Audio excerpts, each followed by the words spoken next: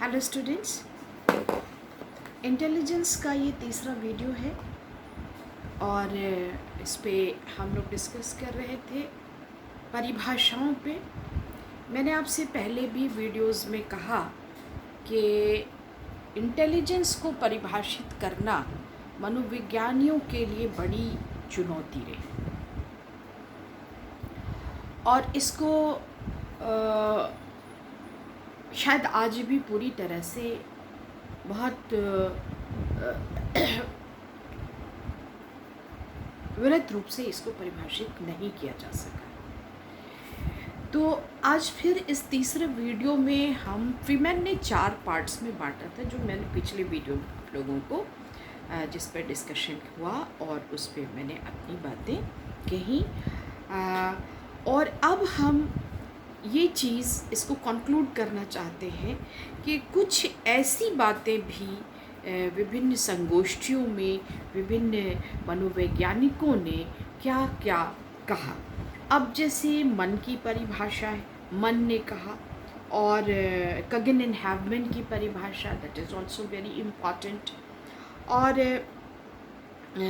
Racks night की परिभाषा और एनास्टेसी की परिभाषा।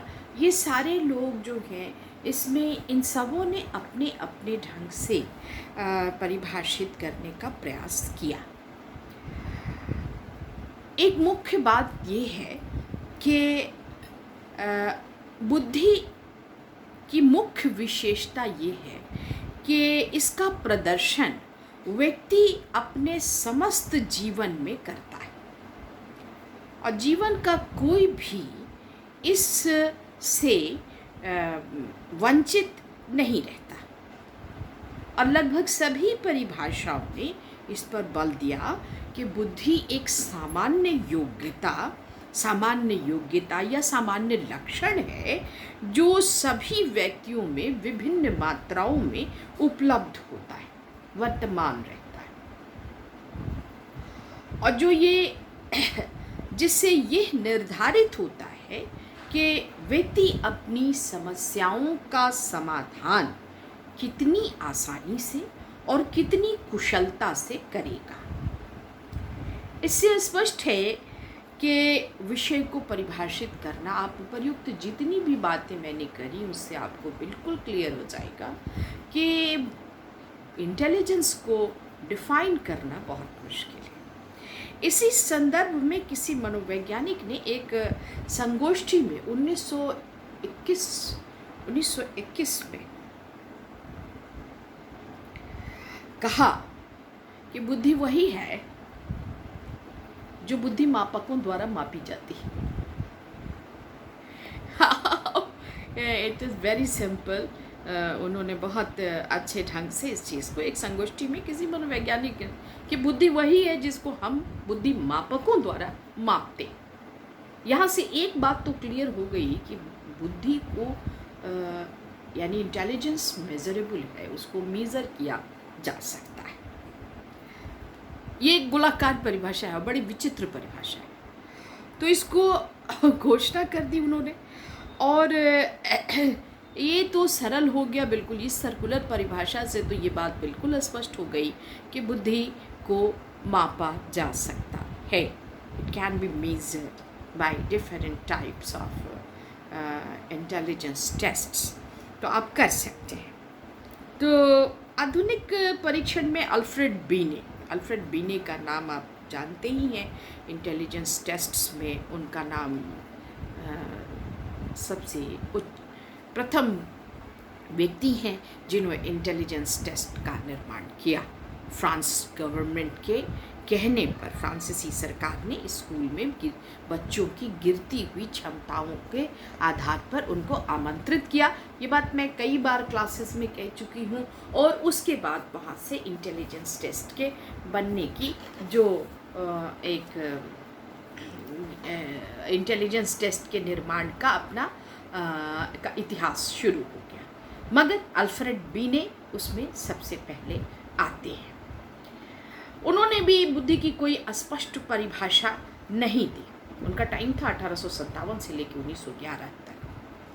स्पष्ट परिभाषा नहीं दी, और यही कहा कि सच्चाई के दृष्टिकोण से अच्छे निर्णय देने की योग्यता ही बुद्धि है। सच्चाई के दृष्टिकोण से, अभी सच्चाई तो बहुत खुद ही एक बहुत ही कॉम्प्लिकेटेड वर्ड है, तो इसको किस तरह से डिफाइन करेंगे, लेकिन उन्होंने यही कहा। बिने के अनुसार ये बात भी बहुत स्पष्ट थी कि स्कूल में जो बच्चे अच्छा परफॉर्म करते हैं, जिनका परफॉर्मेंस बहुत अच्छा होता है विद्यार्थियों का, उसकी योग्यता और अच्छे परफॉर्मेंस के लिए जिस योग्यता की आवश्यकता होती है वही बुद्धि है। बीने ने ये बात भी कही।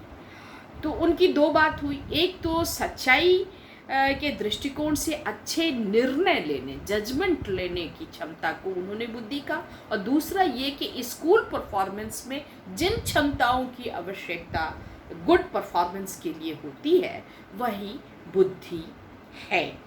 तो ये एक अलग बहस कुछ मनोवैज्ञानिकों ने बेसिक से, फ्रीमैन के 4 बेसिक जो कैटेगरीज ऑफ डेफिनेशंस हैं उनसे अलग हटके अब मन ने भी अपनी बात कही। यहाँ पर मन, MUNN, मन इनका टाइम है 1946 में। इन्होंने कहा कि प्रतीकात्मक प्रक्रियाओं के इस्तेमाल, प्रतीकात्मक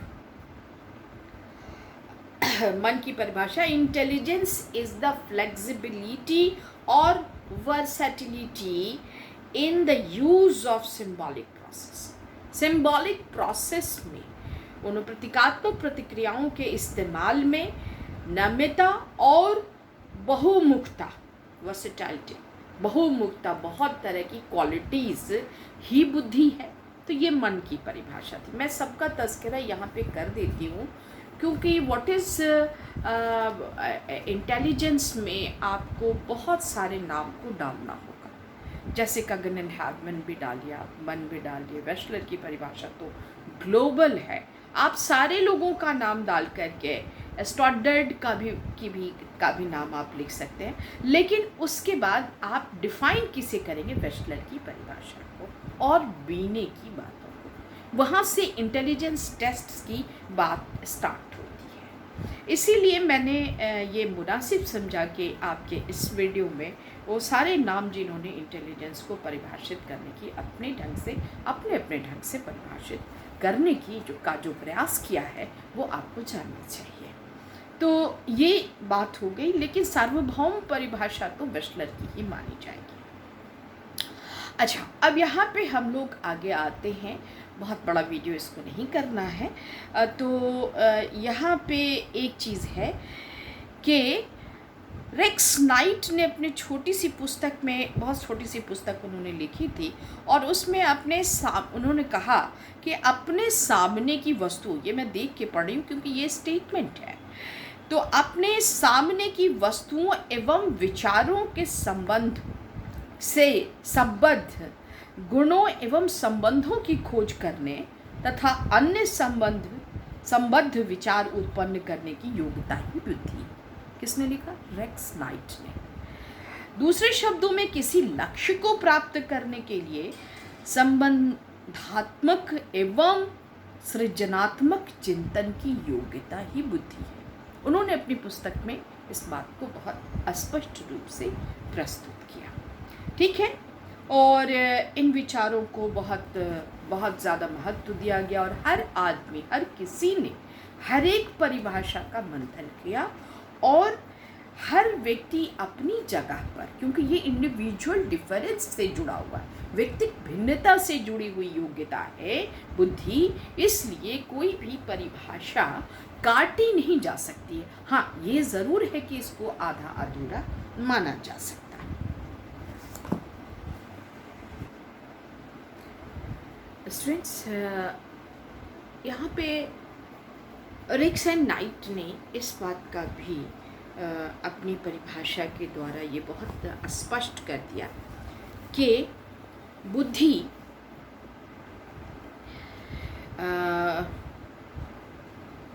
बौद्धिक कार्यों की जांच पर ही आधारित नहीं है, बल्कि स्पीयरमैन के द्विघटन सिद्धांत, टू फैक्टर थ्योरी, द्विघटक सिद्धांत के भी अनुकूल है, सिद्धांत के भी अनुकूल है ये बात। अब यहाँ पे स्पीयरमैन की बात आ रही है। यहीं से थ्योरीज ऑफ इंटेलिजेंस की बातें स्टार्ट हो जाएंगी, जिसमें हम लोगों को द्विघटक सिद्धांत। अब द्विघटक सिद्धांत में क्या कहा स्पीयरमैन ने? स्पीयरमैन ने बुद्धि के दो पक्ष, दो घटक माने, दो फैक्टर्स माने, एक स्पेसिफिक फैक्टर और दूसरा जनरल फैक्टर। और जनरल फैक्टर को ही उन्होंने सामान्य रूप से बुद्धि का मुख्य घोतक या मुख्य परिचायक कहा। तो ये चीज़ बहुत स्पष्ट हो गई कि specific intelligence and general intelligence में जनरल इंटेलिजेंस जिसके लिए सिंबॉलिक वर्ड जी लिया गया और स्पेसिफिक के लिए एस लिया गया, G is basically indicates the intelligence. यही बुद्धि है स्पीयरमैन के द्विघटक सिद्धांत के हिसाब से। और यही सब बातें इंटेलिजेंस के परिभाषाओं में आती रही एनास्टासी। और स्पीयरमैन के अनुसार अपनी